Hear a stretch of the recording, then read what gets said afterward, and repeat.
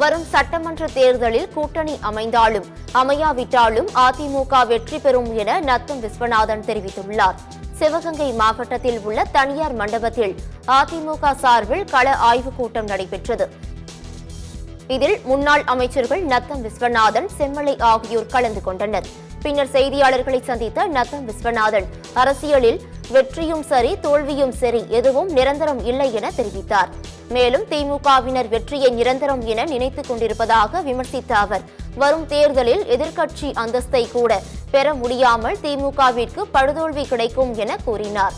மேலும் வரும் சட்டமன்ற தேர்தலில் கூட்டணி அமைந்தாலும் அமையாவிட்டாலும் அதிமுக வெற்றி பெறும் என நத்தம் விஸ்வநாதன் கூறினார். கூட்டணியும் நிரந்தரம் இல்ல, வெற்றியும் நிரந்தரம் இல்ல, தோல்வியும் நிரந்தரம் இல்ல. இவர்கள் திமுக வருகிற 2026 சட்டமன்ற தேர்தலில் எதிர்கட்சி அந்தஸ்தை கூட பெற முடியாத அளவிற்கு படுதோல்வி அடையும் என்பதை இந்த நேரத்தில் உறுதியாக தெரிவித்துள்ளது. அதிமுக கூட்டணி இல்லாமலேயே வெற்றி பெற்ற வரலாறு அம்மா காலத்தில் இருக்கு. அந்த வரலாறை படைத்தது அனைத்து அண்ணா திராவிட முன்னேற்ற கழகம். அதுபோல மீண்டும் அந்த வரலாறை படைக்க முடியும் அந்த சக்தியும் திறமையும் அனைத்து அண்ணா திராவிட முன்னேற்ற கழகத்திற்கு